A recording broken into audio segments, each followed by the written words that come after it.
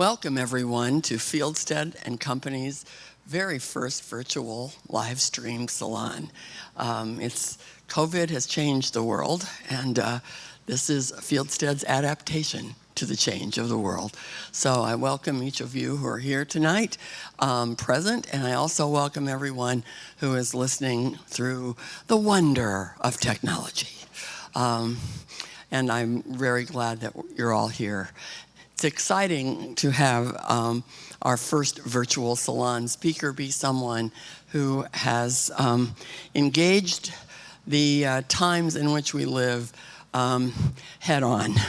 And that indeed David French has done. He was born in Alabama, I found out. And he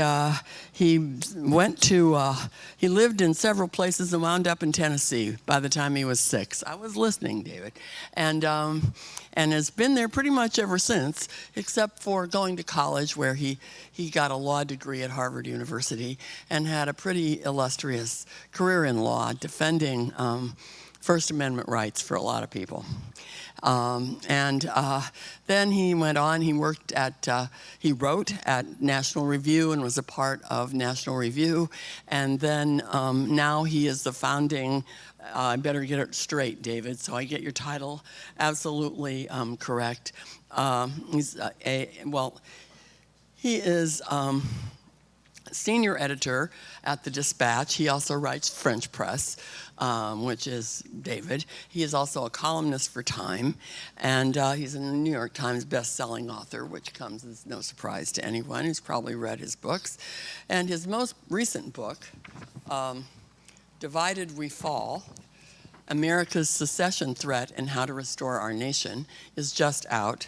And I read the conclusion today. Because I didn't have time to get the whole book read today, and it just came yesterday. So I read the conclusion, and based on the conclusion, I heartily recommend it. If you read nothing else, the conclusion is worth it. I think we all know that we're in a desperate time. I personally think we're about in 450 to 475 AD, and the Roman Empire is collapsing around us, and we all better read The City of God by Augustine a couple times and get ready. And if you don't have the energy to read that, read this. So you'll be, either way, you'll be helped and guided in what to do. David is also a former major in the United States Army Reserve, and he was deployed to Iraq in 2007 with the 3rd Army Cavalry Regiment. They still have cavalry regiments. Well, there you are.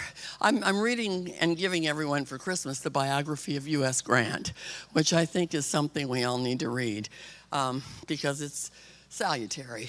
At any rate, it's given me an appreciation for the military, I'll put it that way. And in that experience, David was awarded the Bronze Star. So I'm really glad and happy to welcome tonight at our first virtual salon, David French.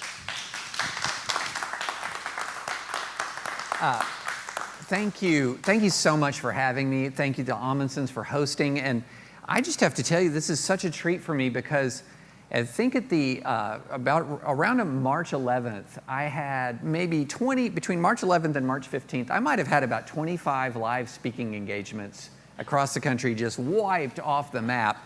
And this is I think only the second time I've stood in front of an audience of real live human beings. And now if people on the live stream can't see, we're all socially distanced very responsibly. Outside air is blowing in. Everything is being done by the book. But this is a real treat for me. This is a lot of fun. As many hours as I've spent on Zoom, this is a special moment. And when I say hours on Zoom, I mean hour. I think a few days ago, I spent 6.5 hours on Zoom in one day. But y'all don't want to hear my lamentation. Let's hear a different lamentation, shall we, about the division of our country. And before I start sort of talking and walking through what's happening in our country, I want to spend a minute walking through my own personal journey and how I got to this point, where I am so alarmed about the hatred and the enmity and the division in the United States of America. So I grew up, I was a Reagan Republican from way back. Ronald Reagan was elected when I was 11 years old. So Ronald Reagan sort of raised me in politics. And George H.W. Bush, I thought, was such an admirable man and a person who was so underappreciated in his time. I remember when the Berlin Wall fell and the Soviet Union collapsed, and we managed the end of the Cold War without widespread violence, handled so expertly, with such dignity and with such wisdom. And then, of course, we tossed George H.W. Bush out of office after that. But I grew up as a Republican, a dyed-in-the-wool Republican. And why not? And why not? Why not with those individuals as role models? And I was a straight and down-the-line partisan Republican. I would walk into a voting booth and I would hit the R. And we had, even back in the early days in Tennessee, we had the electronic voting, and you'd see that light go all the way down, like a green light going just straight down the line. And I would think, my work here is done. And I would walk right back out of the voting booth. Now, that's not to say that I wasn't consistent in my legal work in supporting and defending free speech. I defended free speech for everybody. I was president for a while of a marvelous organization called the Foundation for Individual Rights and Education. It's a nonpartisan civil liberties organization that's really one of the most remarkably successful civil liberties organizations in the United States. And actually, I take credit for that because I had the good sense to resign from fire to join the military so that the actual president now, Greg Lukianoff, could lead it. And he's amazing. So I paved the way for Greg Lukianoff. But I was very faithful in trying to defend the rights of everybody, right, left, center, religious, non-religious. But still, I was very, very partisan and often very, very what I would call anti-left. In 2007 or 2006, I felt very into 2005, very beginning of 2006, I felt very convicted by the fact that I had strongly supported the Iraq War. The war was going badly at that point. The Army was having trouble recruiting people.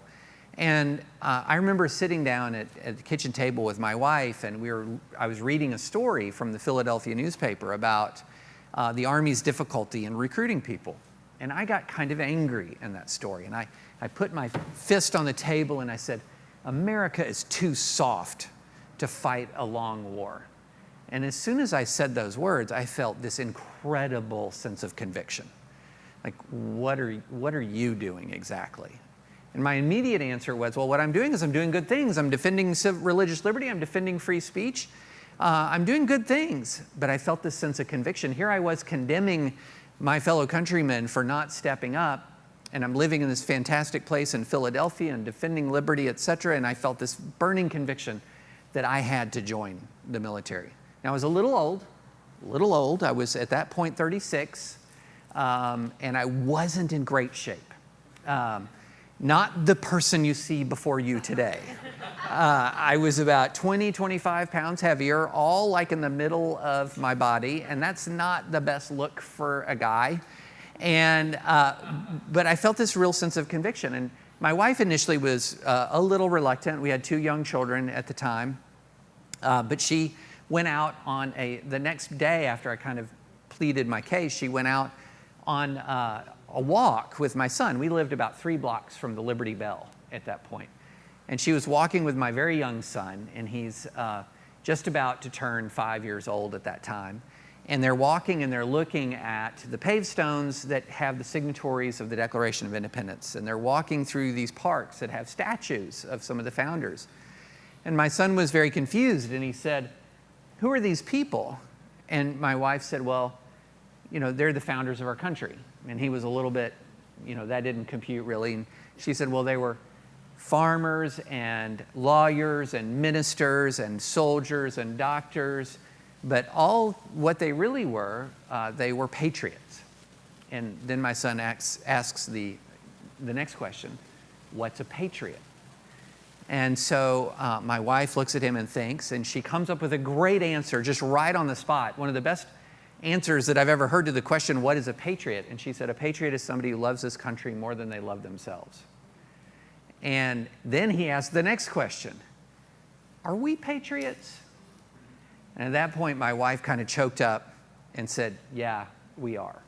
So I come home from work that day, and I'm ready to plead my case. And I walk in the door, and there she is, and she's got tears in her eyes, and she says, you have to do this. I said, well, if I do it, I want to go to Iraq. And she said, you have to do this. So I turn around, and I go to the Army recruiting station in downtown Philadelphia. And let me tell you, they didn't know what to do with me. I'm too old. I need an age waiver because they just increased the maximum age to 35 at that point, but I'm a year too old. I need an age waiver, and I want to become a JAG officer. I'm a lawyer. I want to be an Army lawyer. And they had no idea what to do. And so they just said, we'll just get you an Army physical. I said, okay. And not to make a long story longer, but I'm going to make a long story longer. I went to get the physical, and when I got to Fort Dix in New Jersey, I was so nervous about what I was about to do that for the first time in my life, I had high blood pressure. And so I wasn't going to be able to join after all of that. And so they said, you need to calm down, you need to calm down. And they took it again, and I had high blood pressure again. And they said, we're going to give you one more chance. Well, by this time, it had become a drama with all the new recruits, which are all these kids like right out of high school. They want to be an airborne. They want to be, armor, infantry. And I'm like, lawyer, I want to be a lawyer. But they were rooting for me. And they're like, sir, you need to lie down. They were already calling me sir. You need to lie down. And so they spread out a place for me to lie down. And they go, everybody turn out the lights. And so they turn out all the lights. And I'm laying down. And they're like leaning over, and they say, do you feel peaceful? I said, I think so. Come take his blood pressure now. And they took it, and I just barely passed, just barely. So therefore, I was qualified for military service. I probably should not have been qualified, but they were needing people.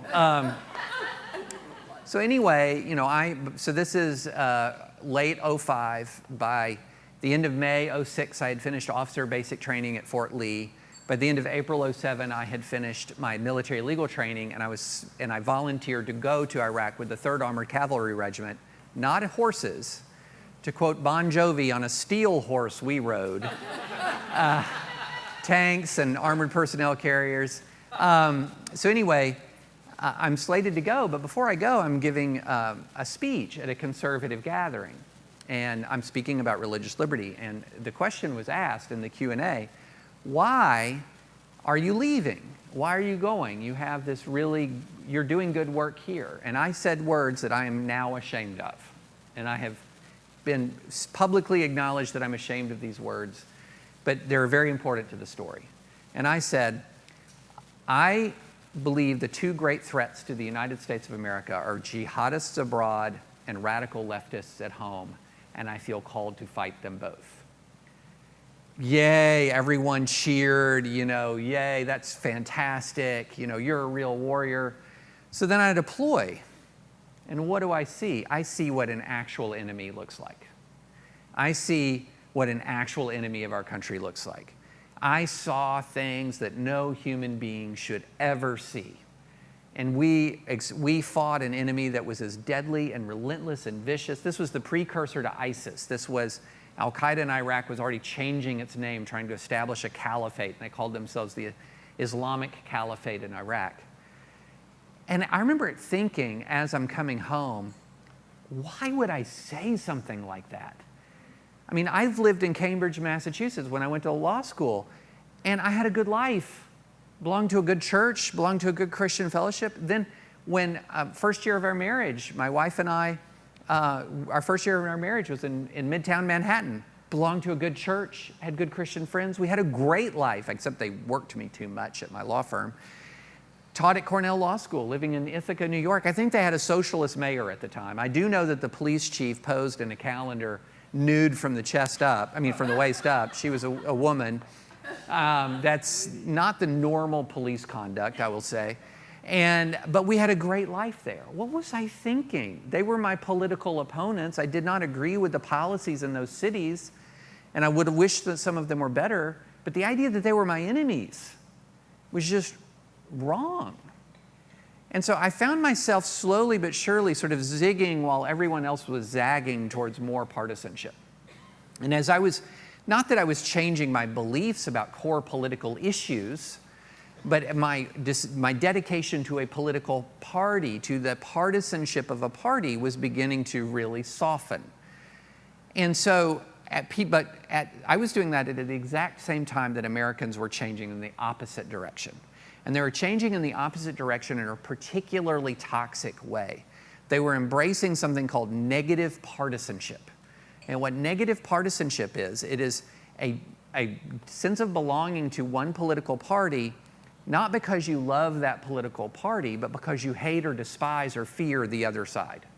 So that's why you are who you are. And look, we all know now we're in a contentious election. We're in an election. 52 million people have voted already as I stand here tonight. We're in a contentious election. We all know this. This isn't news. But a lot of times our recency bias will tell us, well, it isn't news, but it is new. But what I've seen and have documented is it's not new. At least it's not new over the last 20 years. Over the last 20 years, we've been arcing more and more towards hating each other. If you look at numbers from 2014, or around 2014, so before the Trump era, the Pew Foundation did some surveys on attitudes of Republicans towards Democrats and Democrats towards Republicans. And they found that 82% of Republicans either strongly disliked or somewhat disliked Democrats. 82%. Democrats were far more tolerant. To their credit, only 78% of them either strongly hated, or somewhat disliked their opponents. And it's gotten worse. We've gone north of 82 and 78. And it's gotten so much worse right now, this feeling of real distaste, that we're now experiencing something called lethal mass partisanship. And what lethal mass partisanship is when a significant number of people want a significant minority of Americans either attribute subhuman characteristics to their opponents, or would believe that the country would be better off if a significant number of their opponents just died. And I don't even have to tell you, you have social media. Well, if you don't, God bless you. If you do, I'm sorry. We're all in this together. And social media is dreadful. It's dreadful. And so, but why would I write a book called Divided We Fall that uses the S word, secession? Why would I do that? Doesn't that sound a little alarmist and ridiculous? Well, I started to look deeper at our division. And I'm going to tell you three concepts that I want you to take away from this. I'm going to be like a preacher. I've got 3 points and 2 verses. 3 points and 2 verses. Okay, here are my 3 concepts. One is the big sort. The other one is called group polarization, and the third one is called the Overton Window. All right, so I'm going to walk through those things. These are 3 key things to think of and remember. All right, why would I focus on these 3 things? I went back and I looked at the other secessionary periods in American history, whether it's the secession from the British Empire in 1776, some of the threatened secessions. There were more than, we've had some threatened secessions between 1776 and 1861, but let's look at the 1776 secession from British Empire, the 1861 Confederate secession from the Union, and some of the other threatened secessions. And what I saw was, what were some common themes? Well, what you had each time was a geographically contiguous, culturally distinct section of the United States of America that believed its culture was under grave threat. Geographically contiguous, culturally distinct, and believed that its culture was under grave threat. Now let's go back to my 3 points. The big sort. That is a word that is taken from a book by Bill Bishop from 2009. And essentially what he said is Americans are sorting into like-minded enclaves at a remarkable clip. A remarkable clip. So this is 09. By 2016, more Americans lived in so-called landslide counties than had ever been, which is a county where one party wins over another by 20 points or more, than had ever happened since we've been measuring the statistics. So we're clustering into sections of like mind, and these are big and geographically contiguous. I don't need to tell you guys here on the left coast, but you live on truly the left coast, from Washington down to the very end of California. It is a large, extremely economically powerful, geographically contiguous, culturally distinct section of the United States of America. Similarly, when you go to the Northeast, it is large, it is geographically contiguous, it is culturally distinct.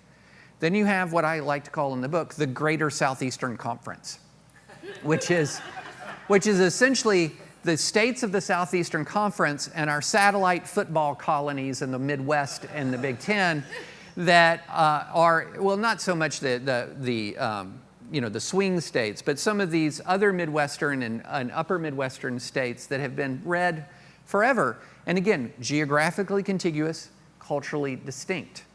That means they are culturally distinct in many ways. Politically, absolutely, red, blue. Religiously, yes, religious and more secular. America is secularizing for sure, but it's not secularizing at the same rate in every place. And if you go to Franklin, Tennessee, where I live, I don't think that you can look on any given street without at least one megachurch in your peripheral vision. I just don't think you can. So if you walked into Franklin, Tennessee, and someone said, America's secularizing, you'd say, what? Are you kidding me? But there are other parts of the country you go to, and you don't see churches, and you don't meet people. You don't meet people who go to church. I mean, this has been a trend going on for a while. When I got admitted into Harvard Law School under some unknown quirk and twist of fate, I met people who'd never met an evangelical Christian before in their lives. And that was 1991 in Boston. Never met an evangelical Christian. So it's a big sort. It's a religious sort. It's a political sort. It's a cultural sort. Here's what's fascinating. After 2016 election, New York Times did a whole bunch of TV ratings maps. Because culture's fragmented now. We're in separate, we watch all kinds of different things. And he found out that popular shows were not popular evenly across the country. They were super clustered depending on the political and religious affiliation of the community. So the most popular show in America at that time was Game of Thrones. Well, the Game of Thrones map looked like the Hillary Clinton map. The most popular dystopian conservative show at the time was The Walking Dead. The Walking Dead, also known as the walking advertisement for the Second Amendment. Because when the zombies come, notice I said when, I did not say if, you had best be prepared.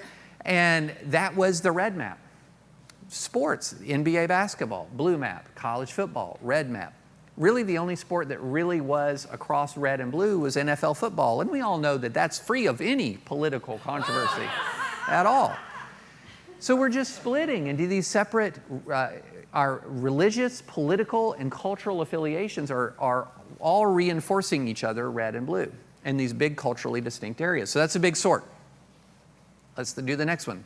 Group polarization. This comes from a Cass Sunstein paper from 1999. This is why you need to be reading academic papers, y'all. Sometimes you're going to discover a diamond in the rough. And what he says is that he collected an enormous amount of research. And he said, here's what happens. When people of like mind gather, they become more extreme. And so let's put it this way. Let's suppose every one of us was a strong supporter of gun rights. If we all get together and nobody in this room is raising an objection about gun rights, are we going to be more committed to gun rights or less by the end of the night? More. Let's say we're all wanting to talk about the Green New Deal and we're committed to the Green New Deal. We're going to be more convinced by it when we leave rather than less. And in fact, what he found was in some circumstances, if a group deliberated long enough that was of like mind, that the entire group would end up more extreme than the most extreme individual at the start. That's what happens. We begin to become more extreme. And we see this in our politics. Now, right and left love to fight over who's gotten more extreme faster. They love to fight about that. as they're both getting more extreme. So we used to have this big bell curve. So you would have a big middle, ideological middle. And that's just been flattening and flattening and flattening and flattening to the point where we still have a decent sized middle, but we've got big red and blue wings. And these wings are concentrated together thanks to the big sort. How concentrated? Very concentrated. So one of the famous red bubbles is the white evangelical community. Famously, about 81% of white evangelicals voted for Donald Trump. That's a big, like-minded political community. Well, what about blue bubbles? I'm here in California. Are there any blue bubbles here? I don't know. The whole island of Manhattan voted at a higher percentage for Hillary than white evangelicals voted for Trump. The whole island of Manhattan. Wow. The entire city of Washington, D.C., over 90% for Hillary over Trump. The city of San Francisco, 85% or so for Hillary over Trump. And these are not new numbers, y'all. It's not as if Manhattan was 60-40 until 2016. Right. It was 80-20 before 2016. Washington, D.C. was 90-10 before 2016. Because again, you have to divorce yourself from thinking that this is all about Trump, okay? These are long-term trends. So, big sort, geographic polarization means we get more extreme. And it's fascinating. You can look at separate issues and see the rapid move of left to the left and right to the right. For example, the two examples I use in the book are sexuality and gender identity on the left and gun rights on the right. Gun rights have moved very quickly to one side. In 1986, this is really fascinating. In 1986, which was a time of Republican control, hammerlock on the White House, hammerlock. The vast majority of the states, you did not have a right to carry a handgun outside your home. In 1986, you did not have a right to do it.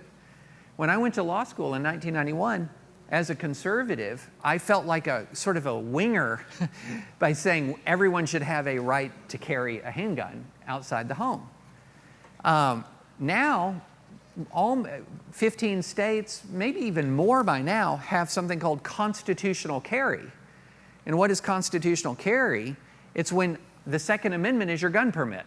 As long as you can legally own a weapon, you can carry it around. This is about to pass in Tennessee. I don't know why it hasn't yet. Come on, Governor. But anyway, that is absolutely something that 25 years ago, if I had raised my hand and said, you know what I think we need in this country is constitutional carry, I would have been considered kind of crazy even in GOP circles. But then a couple of years ago, I was talking to a gubernatorial candidate of ours, and I said, what's the most common question you get on the trail? And he said, it's when are we going to pass constitutional carry? So we have this situation where in different issues, both sides have moved very rapidly to a position that 10 years, 15 years ago, 20 years ago would be unrecognizable to them on important issues. So that's big sort group polarization. Let me bring up the last one, the Overton window.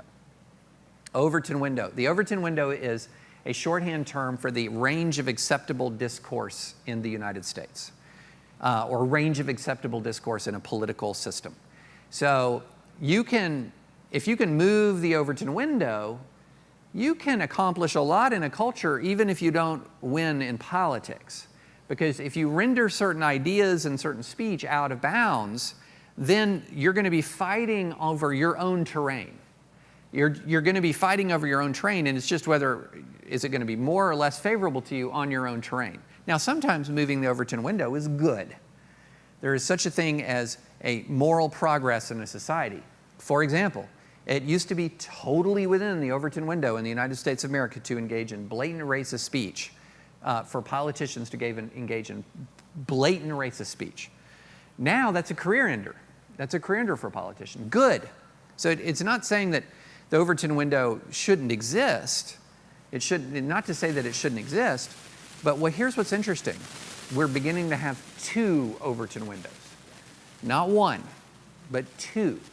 So that there are things that you can think and believe if you are a red American that if you dissent from red world, you're out. Cancel culture will strike you down. If you don't think there's political correctness on the right and cancel culture on the right, I got news for you. So there are things you can say on the right where you are out, you're done. And there's things we all know about cancel culture and on the left, there's things that you can say, or maybe things you said in one tweet 9 years ago, and you're, when it was okay, when it was in the Overton window, then you're out and you're done.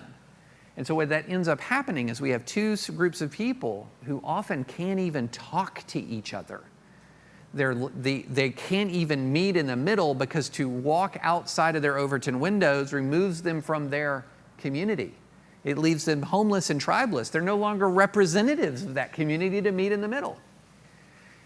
And so here we are. We're in a situation where we are increasingly divided geographically. We have a common culture that we feel is under threat. We have extreme difficulty even talking to each other. Now, that doesn't mean secession is imminent or anything like that, because we have a lot of ties that bind us. We have a lot of things that still bind us together. We're bound together tightly, but it's pulling and it's pulling. And the way I look at it is, imagine have you ever been to one of these college bonfires, pep rally bonfires in the South? Texas A&M has done one that's just giant. And it's just like, here's what we're doing. We're putting wood. We're just laying wood on this giant unlit bonfire. We're just laying wood on it constantly.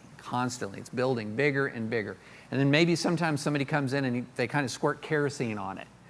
But the match has not been struck. And the match may not be struck. But we are creating that kindling. And we are creating the foundation of that bonfire. And so here's what we're missing. If you look at the Revolutionary War, if you look at the Civil War, it was geographically contiguous, culturally distinct, believed they were under threat, with violent threat, believed that their lives were at stake. So when the British regulars came to the colonies, came to Boston, Massachusetts, that took a taxing and self-governance dispute and escalated it dramatically. When they began to sally forth out of Boston to raid people's homes, that escalated. It created a sense of emergency. And so the colonists did what we know that they did. They revolted, they rebelled. And it's one of the great moments in world history, the foundation of the United States of America. If you want to flip the morality completely on its head, we'll go to 1861, where the culture of liberty was under threat in 1775, moving into 1776. In 1860 and 1861, it was the culture of slavery that was under threat. And what was it that helped trigger that violent reaction of secession? Was Southern fear of the North, raw fear. When the John Brown raid of Harper's Ferry lit something, and when the Northern abolitionists celebrated John Brown, Southern media, sort of let's go with the fake news and the conspiracy theorizing of the day, really escalated that into this idea that Northerners wanted Southerners dead. If you read the secession declarations, you will see, in addition to these defenses of slavery, these constant allegations that the Northerners were wanting to kill Southerners. Even Texas has a conspiracy theory right in their Declaration of Secession saying that abolitionists were poisoning Texans. Complete nonsense. But there was this fear and hysteria. And in McPherson's seminal one-volume work on the Civil War, Battle Cry of Freedom, he says that there was an unreasoning rage that seized the South before it seceded. That's what we're missing right now. We have the cultural distinctiveness, we have the sense of cultural threat, but we don't yet have that sense of fear quite yet. Now, this is getting closer. We have had cities blocks burn. We have had, I don't know if you saw, but just today, a member of the Boogaloo Boys was arrested. Another member of the Boogaloo Boys, this far-right militia group that's trying to trigger a civil war, was arrested. Turns out that he was mixed in with the Antifa protesters in Minneapolis on some of the early nights and opened fire on police stations, trying to portray himself as a member of Antifa to try to stir up conflict. There have been killings in the streets, political killings in the streets this year, but it's still not to that sense of hysteria and that sense of fear that gripped for example, the South in 1861, and may it not ever get there. So I've just been pretty bleak. I've been really bleak. What can we do about this? Okay, so I did my 3 points. Now I've got my 2 verses. It's not a Christian book, but these 2 verses are in the book because they provide, I believe, the transcendent moral frame for the defense of pluralism that I'm about to make. The short answer is we have to reject the spirit of domination in favor of a spirit of accommodation. What is driving people nuts is the idea that if I lose an election, I will lose my way of life. And especially as the federal government becomes more and more and more and more powerful, and our ability to govern ourselves locally becomes less significant. What we're voting for every 4 years, people say, this is the most important election of our lifetime. I've heard it every 4 years. But here is what is true. With the accumulation of federal power, we are voting for the most powerful government of our lifetimes. Peacetime government of our lifetimes. And so that escalates the stakes, and it escalates to the stakes to where people feel despair if they lose. Despair. Well, James Madison in Federalist 10, which is my favorite Federalist paper, it should be your favorite Federalist paper. He said, here's how we deal with the problem of faction. Because the Founding Fathers knew that all was not kumbaya in this new nation. They knew it was a fragile union. And what did Madison say? How do you deal with the violence of faction? By allowing many factions to bloom. And when you allow many factions to bloom, it's hard for any one faction to dominate over the others. And George Washington, and this is going to get us to verse number 1. George Washington put it like this. Almost 50 times in his writing, he used a verse from the book of Micah, from the prophet Micah, and it was Micah 4:4. And if I have any Hamilton fans in here, Lin-Manuel Miranda repopularized this verse in the Hamilton musical. And it's, every man shall sit under his own vine and his own fig tree, and no one shall make him afraid. The most powerful way in which Washington used that was when he wrote the Hebrew congregation of Rhode Island. And he said to them, this is one of the most, if not the most persecuted religious minority in the world. Here you have a home in this new nation. Every man, and he said, every man shall sit under his own vine and his own fig tree, and no one shall make him afraid. And that, to me, is the transcendent moral frame around 2 constitutional concepts. Individual liberty, protected by the Bill of Rights, and federalism, which guarantees local self-governance, that you can create a political community in your own according to your own political values, so long as you protect the individual liberty of your citizens through the Bill of Rights. This is a concept of, I need a better term. I call it healthy federalism in the book, but that's not a good political slogan.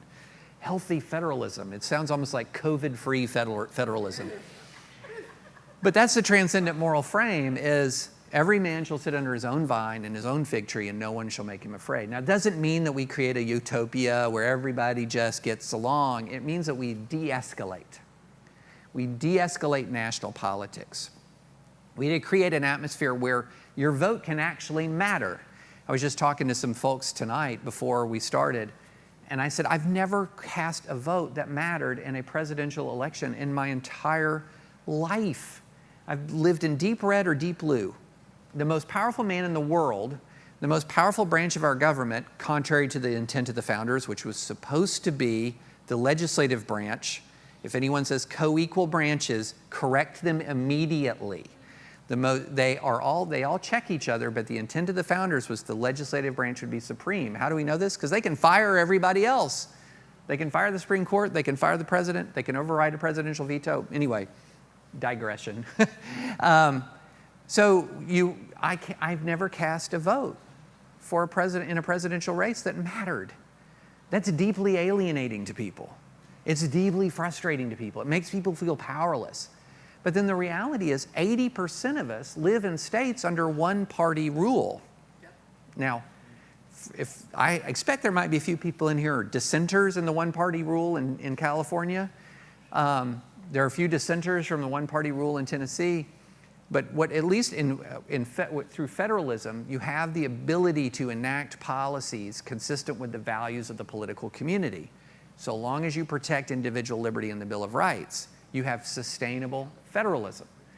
So that is a vision for de-escalating national conflict. But here's something else. It's going to require something more than that. It's going to require something more. We got to do something about hatred and enmity. Because you know what? Nobody's going to want to de-escalate without doing something about hatred. I mean, right now we have a political community that says a victory by, if you're on the right, a victory by the left anywhere is intolerable. And if you're on the left, you have this view that says a victory by the right anywhere is intolerable. In large part, we just hate each other so much. So look, I'm not kumbaya in this book. I'm not saying, you know what? Eventually we're just going to all fall in love with each other and see each other as like, oh, you quirky Californian, just like you quirky Canadian. Like, we don't worry about Canada, you know.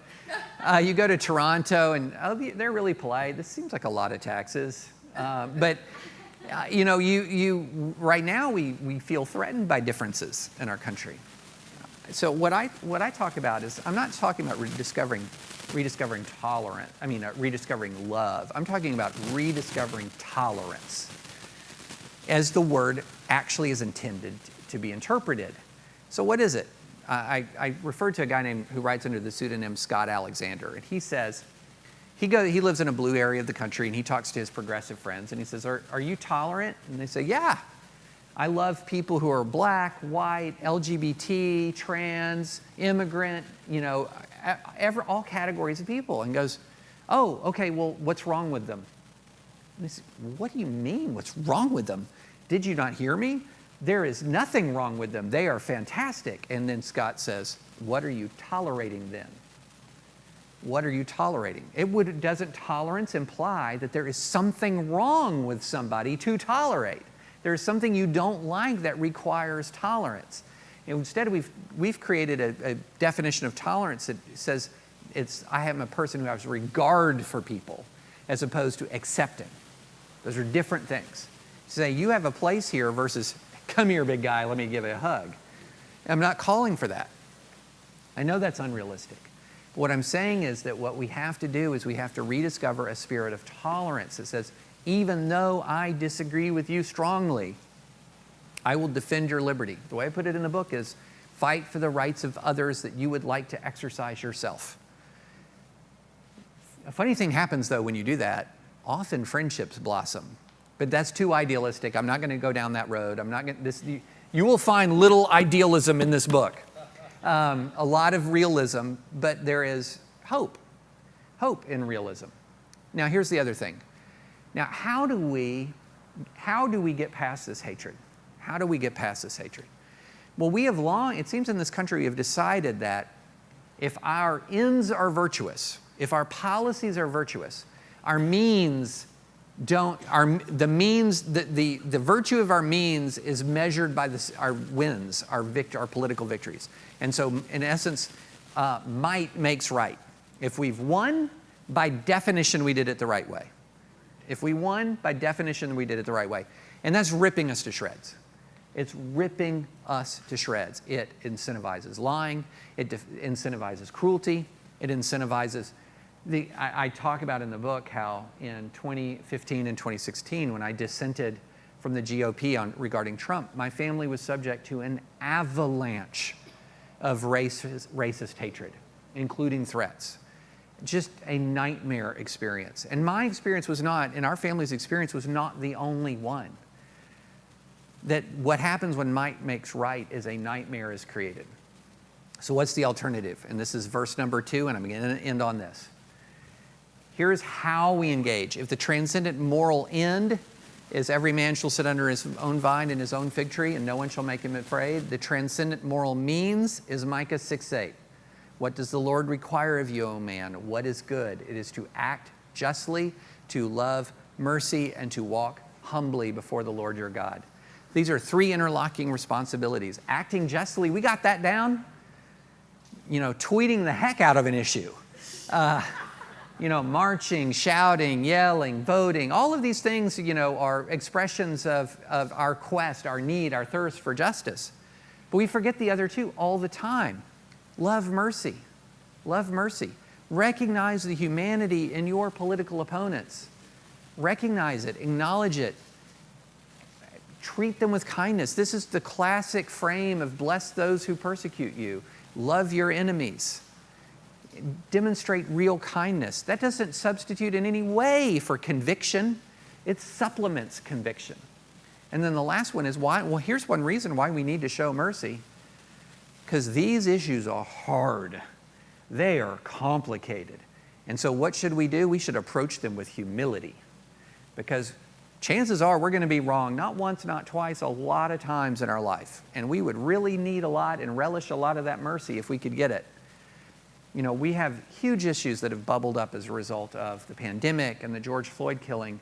How do you guarantee public health or protect public health as much as possible while also not crushing an economy which also impacts public health? That's hard. That is hard. We should approach that with humility.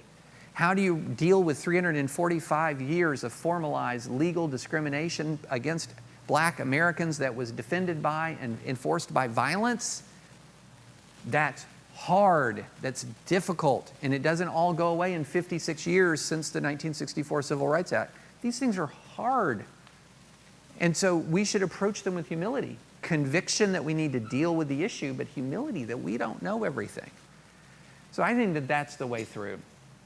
It might be our only way through, because we cannot continue to keep hating and dividing and sorting into like-minded, increasingly extreme enclaves that hate each other, and we can't do that forever without causing a catastrophe.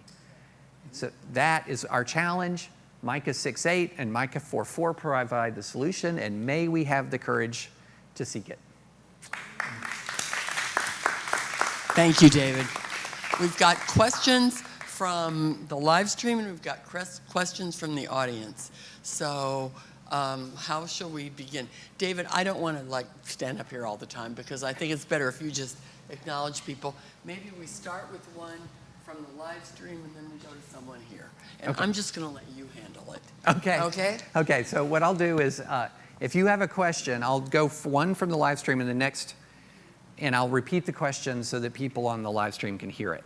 So the first one comes from the interwebs, and it says, do pro-life folks have an obligation to tolerate those who believe abortion is moral? The short answer to that is yes. The short answer to that is they enjoy all the constitutional rights that you enjoy. That's the short answer. But the longer answer is you oppose their view. Through the political process and through the legal process, you try to prevail in your quest to preserve life. But you seek to prevail not by crushing the liberty of those who disagree with you, even on ultimate issues of life and death. You prevail by persuasion and political action and legal action. That is how you prevail. You can disagree strongly. And sometimes, and look, Scripture says, be angry but do not sin. You can be angry. Sometimes there's righteous anger is what is called for in a situation. But as far as tolerating as members of the same political community, those who disagree with you on abortion, those who disagree with you on war and peace, those who disagree with you on immigration, those who disagree with you on all of the hot button issues, do you tolerate them? Absolutely. And if the time comes when their liberty is threatened, you defend them. That's hard. That's hard. But if their liberty is threatened, you defend them. And that's what a classical liberal American constitutional structure is all about. If your position is free speech for me but not for thee, we are lost. The position has to be free speech for thee and for me. All right, another question. Back in the back. Hi, thank you.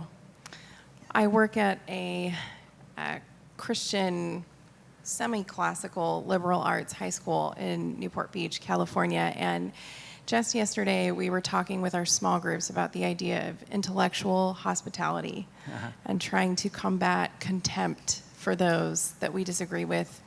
And these are 14, 15-year-olds. And so I would love to hear if you just have something baseline to teach someone of that age as they're already dealing with these things, already confronting peers that they just vehemently disagree with. What would you have to say to someone of that age? Oh, that's a good question. I think as a matter of first principles and first order response to that is the leaders, whether they're in the home or in the school, have to model the values that you seek to inculcate in kids. We have to be the model, because the words ultimately will kind of wash out and through, especially if the model contradicts the words. If the model reinforces the words, it's a show and tell situation. And so, one of the things that's interesting, I think about, because I have two kids who've come through high school and they're in college now, and one who's in middle school. So I now feel like I'm a veteran of the wasteland of middle school mistreatment. And one of the things you can do is, like, a lot of these kids are very familiar with the hurt and pain of mistreatment. A lot of their lives are dominated by the hurt and pain of bullying online, of shaming, of mockery. A lot of their lives are marked by that already. And I think that one of the things, I'll tell you something incredibly touching that occurred with my youngest daughter's middle school class. We invited all the girls to have a sleepover at our house, pre-COVID, and so all the girls come over for a sleepover, and a very embarrassing thing happened. I won't go into it, but a very embarrassing thing happened. It's one of those things that with middle school age kids, it could have been a catastrophe. Just a catastrophe where somebody would feel bullied and humiliated and perhaps have to leave the school. So my wife, who's awesome, understood immediately in the moment what was happening. She gathered all the girls together and she said, how are we going to love each other in this moment? And one of the middle school girls said, by each one of us go through one by one and tell a very embarrassing thing about ourselves. And that way, we'll all have something on each other. Who knew you'd see the USSR, U.S. Cold War mutually assured destruction ethic play out? But it was a very touching moment. But there's no easy answer, especially at that age. But I do think that in modeling these values and also in finding a way to connect with the actual pain that a lot of kids feel already in their lives, sadly enough, to demonstrate that you do not want to be an instrument of pain yourself. It's the best answer I can come up with. Another question. All right. So this question is on behalf of my husband. Okay. Okay. He says, what are your thoughts on Drag Queen Story Hour? Oh, please, no. And specifically, he wanted maybe you to just discuss your debate that you had with Sohrab Ahmari on liberalism. Yeah. So. Oh, man. I knew I could not get to California without talking about Drag Queen Story Hour at least once. So for those of you who don't know the background, in early last summer, in 2019, the New York Post editorial page editor, Sohrab Ahmari, tweeted out, he was very upset. He lives in New York. Sacramento was going to be hosting a Drag Queen Story Hour. That's where a drag queen reads children's books to kids who come. Nobody's making the kids come. The parents bring them. And he said, there is no polite David Frenchian way through this. So I'm just minding my own business, and I'm like, what do I have to do with this? And so I essentially wrote a sort of a short defense of, wait a minute, civility is not incompatible with fighting over having a cultural conflict. Civility is indispensable, in fact, to your conduct in a cultural conflict. And then next thing I know, there is this long essay in First Things called Against David Frenchism. So I became an ism overnight, and it wasn't a compliment, okay? It wasn't intended as a compliment. And essentially what Sohrab had three big points. One was, you need to see politics as war and enmity. That's the phrase he used, war and enmity. And Sohrab is a Catholic, a recent Catholic convert, so it's Christian talking to Christian here.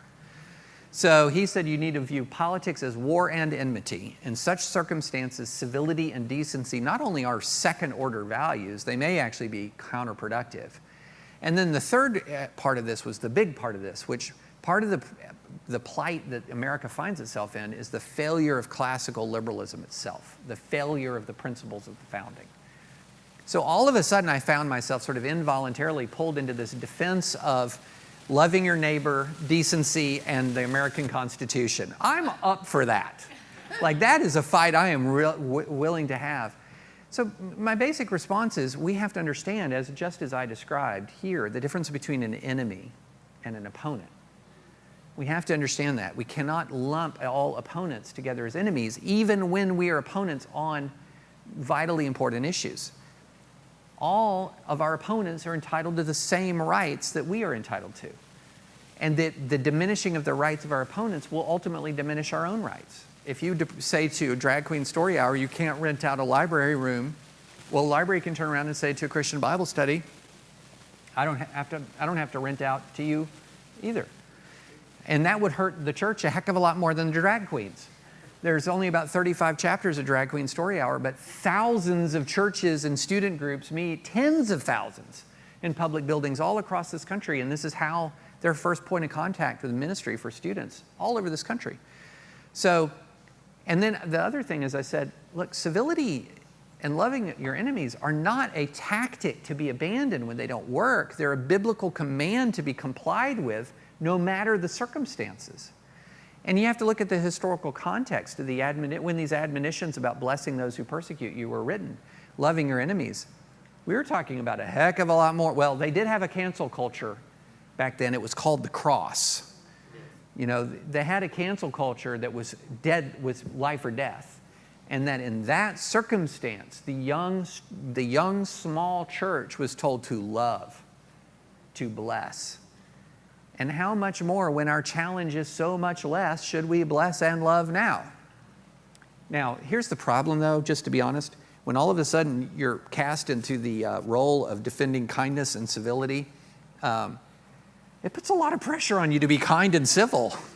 And it's funny, I litigated for years. I was a litigator for years, and I got an email from one of my fellow litigators, and he said, David, you are a nice guy, but I don't think he's seen you all the time. But I've tried to live up to it, but it's hard. These things are hard. Again, remember the love mercy aspect of this, because we don't live up to our ideals. None of us lives up perfectly to our ideals, and that's why we walk humbly. That's why we love mercy. So I hope that answers the question well enough. Any other questions?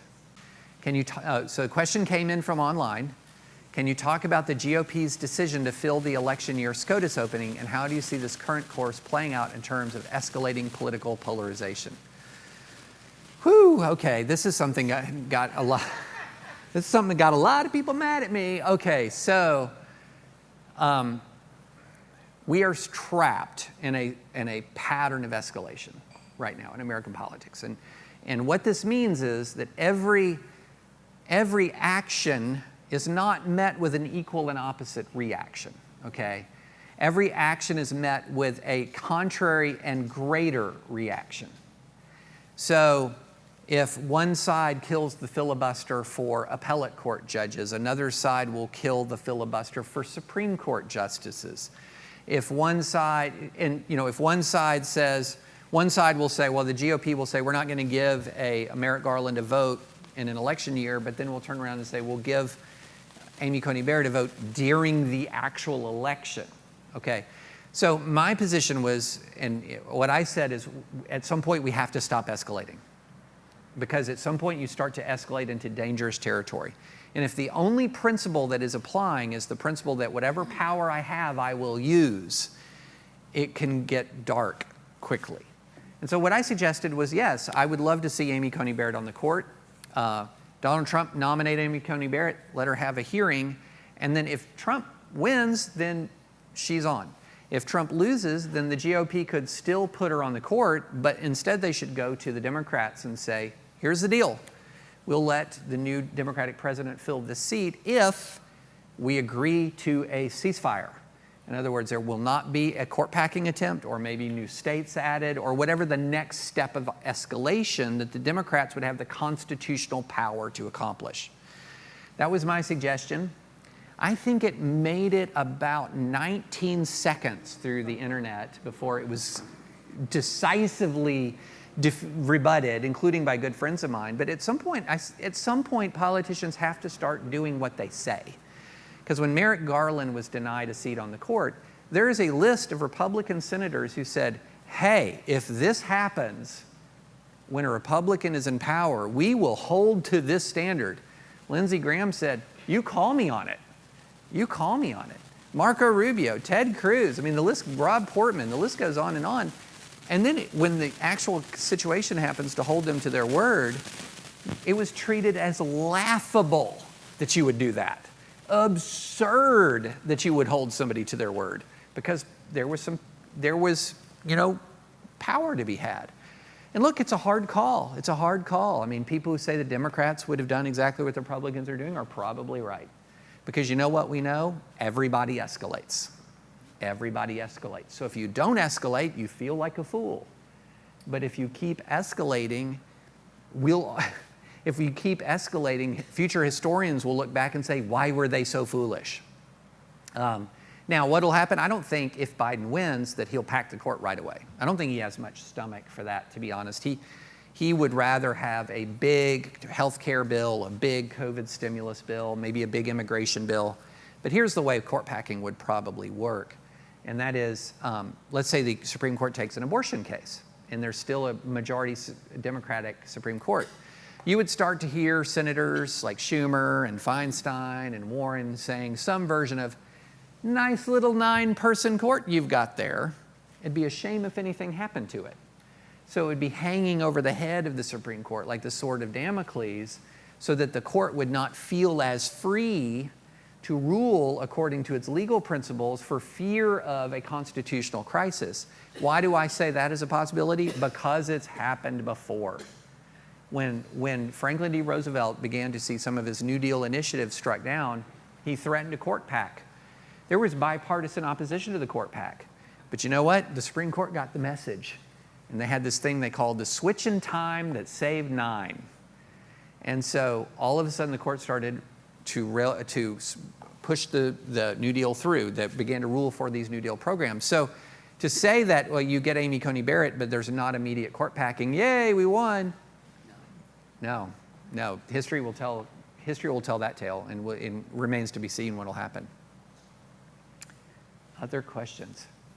So I'm in publishing, and it's interesting now that you have the right accusing Twitter and Facebook of censoring stories that are coming out of, say, the New York Post. We all know what that is. My question is, as a constitutionalist, Facebook, Twitter, these are companies. Yeah. They start as private companies, they're now public, but don't you have the right as a company to decide what you want to publish? Can the government come in and tell you, no, you can't do that?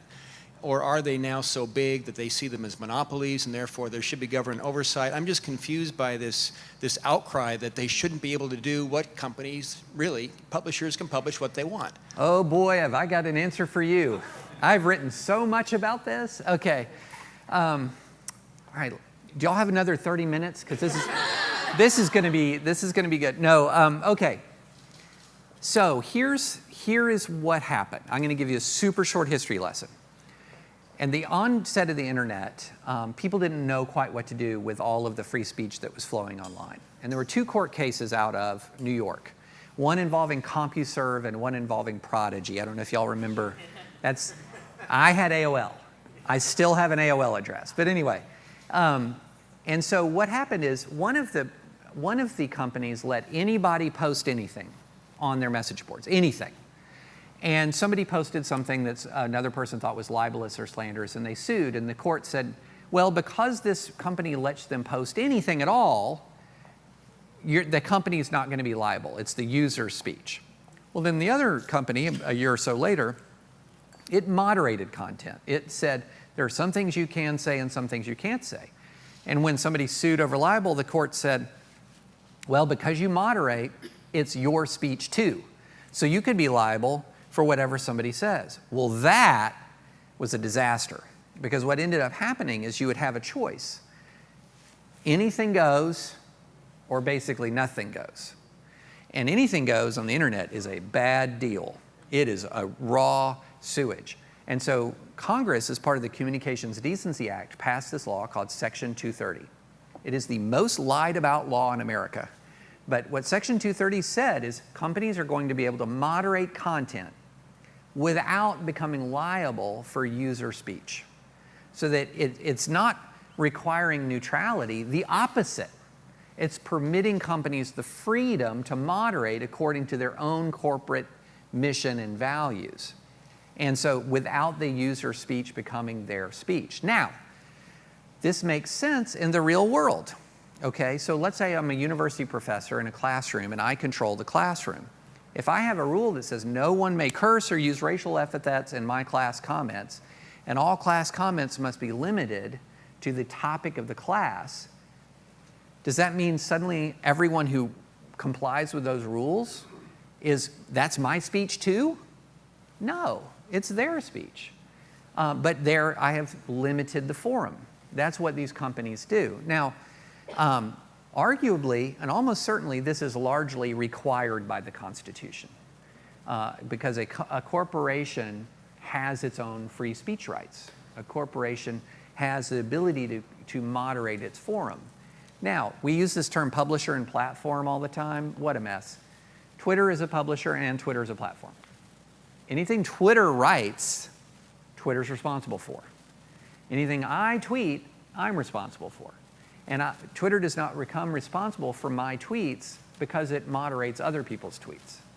And so this is all, when you break it down like that, it's a lot of common sense. Now, you know, a lot of people, though, feel very, very, very threatened by big tech and the ability of big tech to censor. There's a couple of responses to that. One is a lot of the threats to conservative speech are extremely exaggerated. Facebook, for example, is an engine of conservative speech. I mean, it is the absolute locomotive of conservative speech in this country. There's this Twitter account you can follow called Facebook Top 10. And it's the top 10 content in any given day on Facebook. And it is Fox, Ben Shapiro, Dan Bongino, Fox, Ben Shapiro, CBN, Dan Bongino, Ben Shapiro. I mean, that's what it is. But that reflects the Facebook user base. The Facebook user base is older. It tends to be more conservative. Twitter's user base is younger, more progressive, and much smaller, by the way. Much smaller. And Twitter tends to be more aggressive in some of its censorship of conservative voices, but Twitter's a different company. Now, that's not to say that antitrust, which has nothing to do with speech, but antitrust couldn't apply to an actual monopoly. But in the arena of speech online, there is no existing monopoly. There may be, I'm taking a hard look at the Google antitrust suit. There's a lot of interesting issues about a monopoly on search. Yeah. There's a lot of interesting issues there. But as far as speech online, there is not a monopoly. And one of the ways you can know it is Senator Josh Hawley, who wants to regulate a lot of social media companies, tweeted that Facebook had a monopoly. Think about that. If you're tweeting that Facebook has a monopoly online, you're kind of undercutting your argument because you're using another social media platform. But it's a very interesting issue and it's a very live issue. But the problem that we have is the alternatives that are being articulated are sending a lot of control over online speech to government commissions. And a lot of the folks who are very happy to do that now while there's a Trump administration would not be so happy if it's a Biden-Harris administration. So, yeah, and the other thing I would say, just as another point, I think social media in many ways has made a lot of our division worse. But we can't forget that I could be wrong. Don't fact check me on this, but I think Twitter wasn't around in 1861. So we're quite capable of doing dastardly things to each other without social media. And we often use that as sort of like a way of blaming this thing out there rather than this in here for our division. There's one more up there, and then if there's one more from the floor, and then we're going to give you a break. All right, okay. One more. So are there suggested steps you could look at to learn greater tolerance in your book? Okay. Yeah. I promise you this works. I promise you.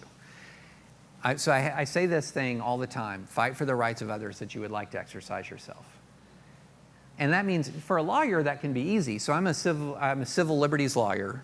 So if somebody comes to me, well, before I stopped litigating and started writing, but back in the day, if somebody came to me with a viable First Amendment case, I would take that case if it fit within, the mission of our organization and the various other parameters, regardless of their point of view. I have represented hard left folks, and very conservative folks. I've represented Christians and atheists and Jews and Muslims. And happy to do it. So if you're a lawyer, that's an answer. But how do you do it in your real life? How do you do it in your real life? One of the ways you do it is whatever voice you have, whether it's a Twitter account or a Facebook, or just you're sitting in a meeting, a political meeting, or you're talking about politics or whatever, and you see that somebody that you disagree with is having their rights violated or is being subject to an action that you would find repugnant if it was inflicted on your friends or allies, speak up for them. Speak up for them. It is remarkable what happens when you do that. It is remarkable. It is, it will sometimes jolt your own community a little bit. So be ready for that. It will sometimes jolt your own community, but it also jolts your opposing community. And here's the thing that happens. When you speak up for somebody that you disagree with, when they're being legitimately mistreated, a couple of things happen at once. One, you create, and in most circumstances, you create a bond. You actually create a bond with the person that you are standing next to. And you sometimes can create friendship.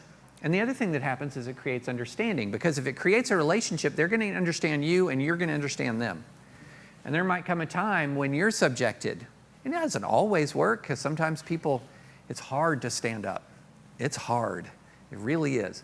But there are times when you might need help. And people might stand up for you. I remember I had this funny moment. Kind of funny in hindsight. At the time, it was a little terrifying. Do y'all know who Joy Reid is, the MSNBC anchor? She has about 2 million Twitter followers. She tweeted that I endorsed a nuclear war because I wanted to kill women and minorities. Yeah. Now, it sounds so silly, but people have been canceled for less than endorsing nuclear war. And so I'm sitting there, I'm in a Southern Baptist Convention Ethics and Religious Liberty Commission conference, and my phone I swore it started smoking. I was getting so many notifications. And I'm like, what is going on? And the root of it was, this is a good caution against ever writing anything just for fun. So after that, do y'all remember when you had the Hawaii, we had the Hawaii fake missile alert? Yeah. Hawaii got this alert.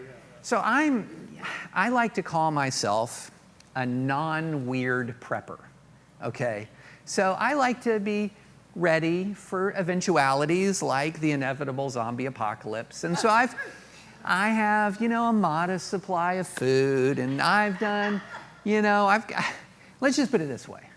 If everything goes to heck, you want to be in my house, all right?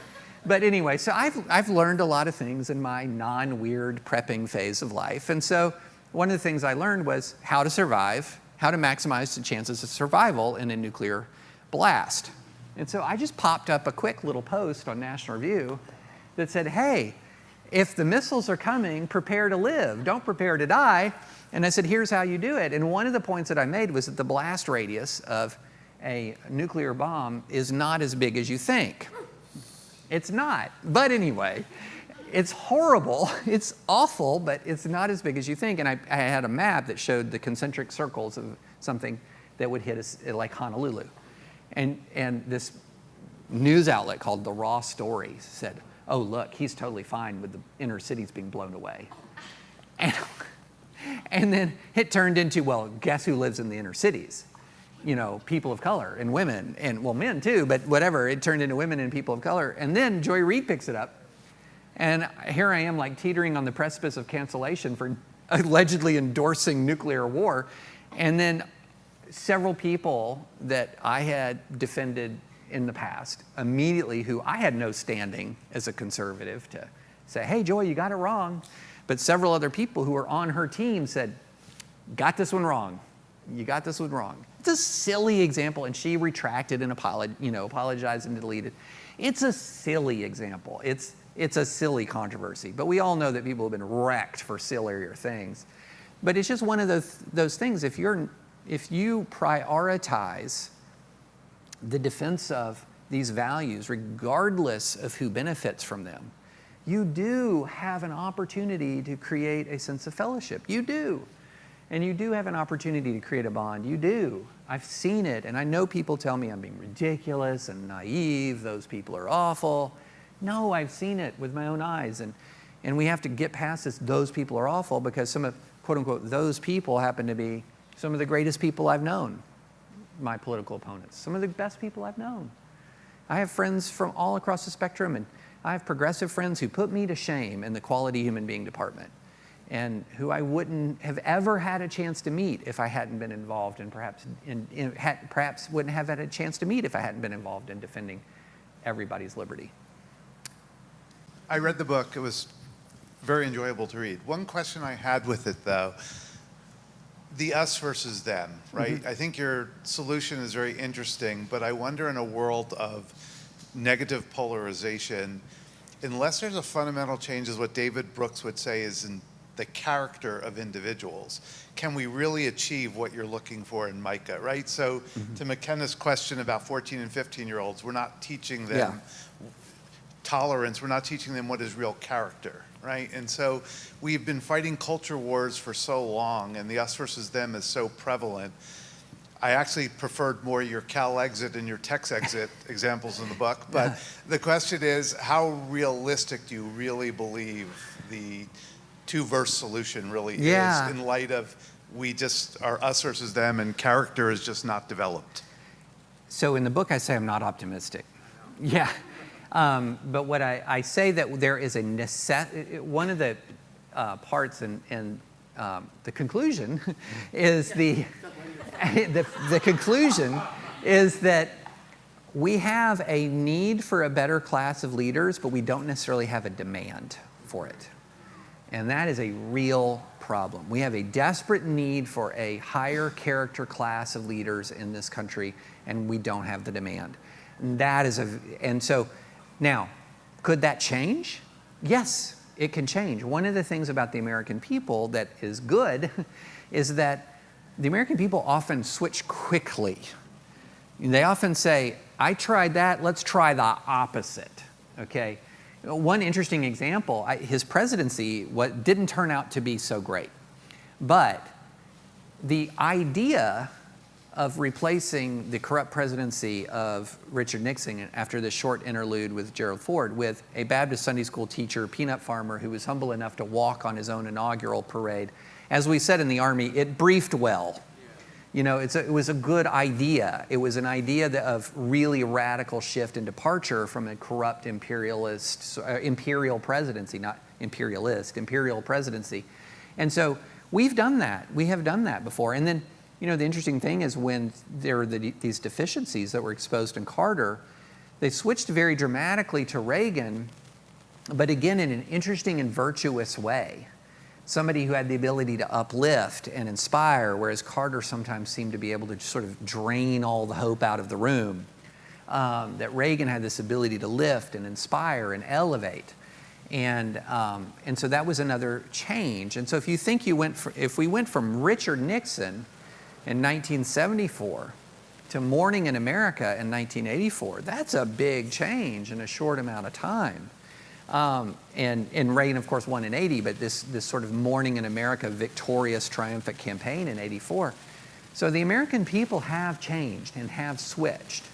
And so I do think there is such a thing as feeling enough pain that you recoil. You know, in the ways, you know, that phrase hitting rock bottom. The problem is, how much will we endure before we feel enough pain to recoil, and what will we break that we cannot mend during that process? All right, well, thank you guys so much. Thank you, David. And thank you all for coming, those of you who are here and those of you who are online. Thank you very much. Bye-bye.